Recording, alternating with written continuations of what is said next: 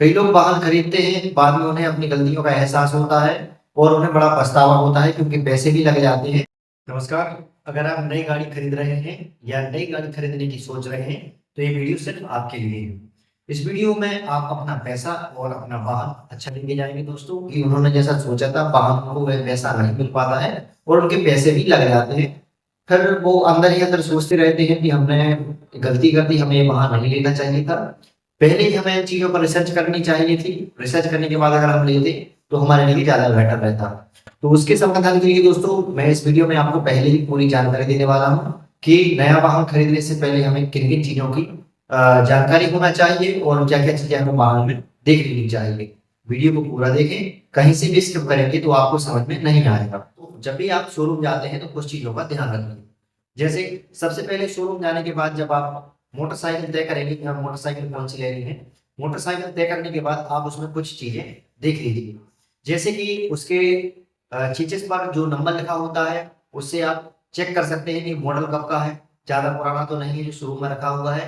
वो कई बार ऐसा मॉडल हो जाता है कि ज्यादा पुराना हो जाता है और वो शोरूम में रखा रहता है, आपको लगता है वो नई बाइक है। और इसके लिए आप एक और चीज चेक कर सकते हैं, जो चीज नंबर पर अलग से नंबर लिखा होता है वैसा ही नंबर लिखा होता है इंजन नंबर पर। देखिए कई बार ऐसे भी गाड़ियां आ जाती है जिसका चेसिस नंबर अलग हो जाता है और इंजन नंबर अलग हो जाता है। तो ऐसे बाय मिस्टेक हो जाता है, कभी कभी कंपनी डिफेक्ट भी आ जाता है। तो इसकी आप जानकारी पहले ही ले लें, क्योंकि कभी अगर चेकिंग में आपकी गाड़ी या एक्सीडेंट में पकड़ी जाती है तो ये चीज माइनर होती है, इसको चेक किया जाता है और अगर गलती पाई जाती है तो ये आपकी गलती होती है, कंपनी वालों की फिर गलती नहीं मानी जाएगी। हमें जो भी गाड़ी खरीदनी है उस पर पहले हमें डेंट या स्क्रैच चेक कर लेना है, क्योंकि जब डॉक्यूमेंट वेरीफाई हो जाएंगे, रेडी हो जाएंगे, आप फाइल को दे देंगे कंपनी वालों को, तो उसके बाद आप कुछ नहीं कर सकते। इसलिए गाड़ी में पहले स्क्रैच और डेंट चेक कर लें, क्योंकि जब ट्रांसपोर्ट से बाइक आती है और ट्रक से बाइक उतारी जाती है तो कई बार उनमें स्क्रैच या फिर डेंट आ जाते हैं जो हमें देखने में बहुत अच्छे नहीं लगते हैं, बहुत खराब लगते हैं। तो इससे बचने के लिए आप पहले ही पूरी गाड़ी को अच्छी तरह से चेक कर लें, इसको चला के देख लें और इसके सही डेंट और स्क्रैच को बहुत बारीकी से देखिए दोस्तों, क्योंकि आप अपना पैसा लगा रहे हैं।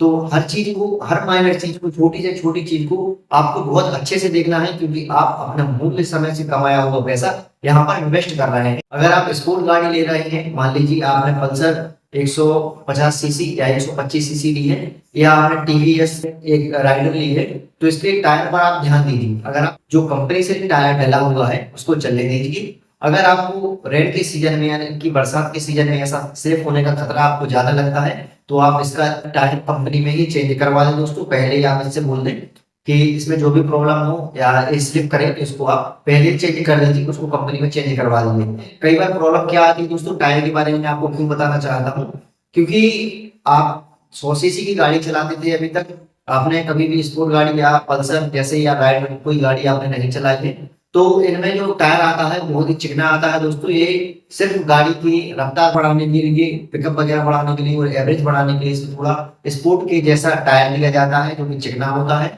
और ये स्लिप बहुत जल्दी होता है। अगर थोड़ी सी चिपचिपी मिट्टी हो या पानी लगा हो तो बहुत जल्दी स्लिप हो जाती है।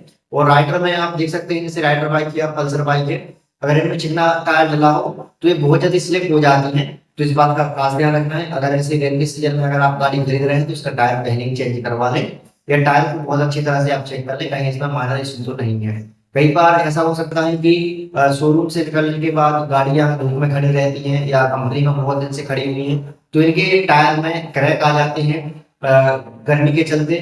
तो दोस्तों इनको आपको पहले ही चेक कर लेना है, बाद में कंपनी मेरा गारंटी आपको नहीं देगी और फिर बोलेगी कि आपकी मिस्टेक है, आपने कुछ किया होगा। तो दोस्तों वाहन लेने से पहले, गाड़ी हो या मोटरसाइकिल, किसी को भी लेने से पहले उसको अच्छी तरह से स्टार्ट कीजिए। आप स्टार्ट करने के बाद उसमें आप इंजन की आवाज सुनिए। अगर आपको खट्ट खट्ट जैसी या कोई और अलग आवाज आ रही है गाड़ी में और आपका अगर सेल्समैन है वो बोल रहे हैं ऐसी आवाज आती है, तो और भी आप बाइक चेक करके देखिए, चालू करके देखिए। अगर उनमें भी ऐसी आवाज आ रही है तो फिर आप अपने हिसाब से डिसीजन ले लीजिए, क्योंकि कई बार गाड़ियों में टेबिट की और टेबिट टाइट होने से भी ऐसी आवाजें बन जाती हैं और टाइमिंग चेन ढीली होने से भी ऐसी आवाजें बन जाती हैं। और कई बार बाय मिस्टेक गाड़ी के जो अंदर इंजन में पुर्जे होते हैं वो खुले हुए रहते हैं, अच्छी तरह से नहीं कसे जाते हैं या कोई मिस्टेक आ जाती है तो फिर बहुत ज्यादा प्रॉब्लम हो जाएगी। मैं आपको अपनी ही कहानी बता दूं कि मेरे एक परिजन मित्र हैं, उन्होंने नई पल्सर ली थी उसका जो हेड है वो 2 महीने बाद लीक करने लगा था। और उसके बाद उसमें उन्होंने जब 2 बार शोरूम पे भी जा चुके थे, और शोरूम पे जब उन्होंने 2 बार इसका हेड बनवा दिया था, उसके बाद इसमें जो मैग्नेट कॉइल होती है उसका नट खुल गया था। और नट खुल जाने के कारण दोस्तों इसके जो आप एक तरह से मान सकते हैं कि इंजन जाम हो गया था। इसको सील नहीं कहेंगे क्योंकि इसकी पिस्टन नहीं चिपकी थी, बस इंजन जाम हो गया था और उनको फिर से बाइक को शोरूम ले जाना पड़ा। तो इसके कारण उनको बहुत ज्यादा असुविधा हुई और उनका काम बीच में रुक गया था, क्योंकि उनका पूरा काम मोटरसाइकिल से ही होता था यहाँ वहां जाने का। तो दोस्तों आपके साथ ऐसी कोई भी प्रॉब्लम ना हो जाए, इसलिए आप गाड़ी लेते समय इन चीजों का खास ध्यान रखें दोस्तों। एक चीज और, आपको जब भी गाड़ी लेनी है तो उसमें फर्स्ट का बीमा रखना है। कई लोग पैसे बचाने के चक्कर में सेकंड का बीमा ले लेते हैं, तो ऐसी गलती हमें नहीं करनी है। हमें हमेशा फर्स्ट का ही बीमा रखना है। जब आप फर्स्ट का बीमा रखेंगे और गाड़ी में कुछ भी डिफेक्ट हो जाता है या कोई भी प्रॉब्लम हो जाती है, तो दोस्तों कंपनी की पूरी पूरी गारंटी रहती है और वो आपको या तो रिपेयर करा के देगी या फिर दूसरी गाड़ी देगी। ये उनकी गारंटी और वारंटी में रहता है। तो दोस्तों ये छोटे छोटे कुछ माइनर थे, जैसे कि हमें हैंडल को चेक कर लेना है, हैंडल सीधा है या नहीं। कई बार ट्रांसपोर्ट में हैंडल में इशू आ जाता है थोड़ा बहुत। हार्न वगैरह बजा के देख लेना है। पूरी लाइट को आपको बहुत अच्छे से चेक करना है, इसमें अपाट अपाट अच्छे से हो रही है या नहीं। आप जिस बाइक को ले रहे हैं उसकी हॉरिजॉन्टल लाइट भी एक नंबर होनी चाहिए, बिल्कुल बहुत अच्छी तरह से। जैसे आप देख सकते हैं टीवीएस की जो भी बाइक होती है उनकी जो लाइट होती है सब गाड़ियों से बहुत ज्यादा अच्छी होती है, क्योंकि उनमें कॉइल अच्छी वाली डली होती है दोस्तों। तो आपको पहले ही तय कर लेना है कि आपको कितनी सीसी की गाड़ी खरीदनी है और कौन सी और किस काम के लिए आपको बाइक चाहिए। देखिए, अगर आपको एवरेज के लिए बाइक चाहिए तो मैं आपको रेफर करूंगा प्लेटिना या सिटी 100। अगर आपको दम वाली गाड़ी चाहिए और थोड़ा बहुत आपको काम करना है और एवरेज भी अच्छा चाहिए, तो दोस्तों आप स्प्लेंडर या एचएफ डिलक्स गाड़ी को रेफर कर सकते हैं। अगर दोस्तों आपको स्पोर्ट में गाड़ी चाहिए और अच्छी लुक वाली गाड़ी चाहिए तो आप टीवीएस राइडर रेफर कर सकते हैं। या फिर इससे भी अगर अच्छी चाहिए आपको और इसमें थोड़ा माइलेज का भी इशू ना हो तो आप पल्सर रेफर कर सकते हैं। पल्सर 125 सीसी बहुत अच्छी बाइक है दोस्तों। मेरे परिजनों ने भी ली है और भी बहुत अच्छी चल रही है। और उसके बाद अगर आपको ये दोनों चीज चाहिए कि गाड़ी अच्छी भागे भी, इसका लुक भी अच्छा हो और गाड़ी अच्छा परफॉर्मेंस भी दे, तो आप यहाँ पर एसपी साइन को रेफर कर सकते हैं। एसपी साइन एसपी 125 बहुत अच्छी गाड़ी है, मेरे परिजनों ने ली है और उनके जो अनुभव है मैं वही आपको बता रहा हूँ। बाकी आपकी मर्जी है, आपका पैसा लग रहा है तो आप अपना पैसा अच्छी जगह लगाएं दोस्तों, ताकि आपको कहीं भी ऐसा ना लगे कि मेरा पैसा बर्बाद हो गया दोस्तों। इसीलिए इस टॉपिक पर मैंने वीडियो बनाई है, क्योंकि हमारे कई परिजन भाइयों का ऐसा कमेंट आया था कि हम नई गाड़ी ले रहे हैं तो क्या क्या इसमें चेक करें और हमें क्या क्या इसमें देखना चाहिए। देखिए दोस्तों, कई लोग 2-5 हजार रुपए के चक्कर में गाड़ी को सेल्फ स्टार्ट नहीं लेते हैं। सेल्फ स्टार्ट से वो बोलते हैं कि हम सेल्फ स्टार्ट लेके 5,000 अधिक लग रहे हैं इसलिए हम बिना सेल्फ वाले ले लेते हैं।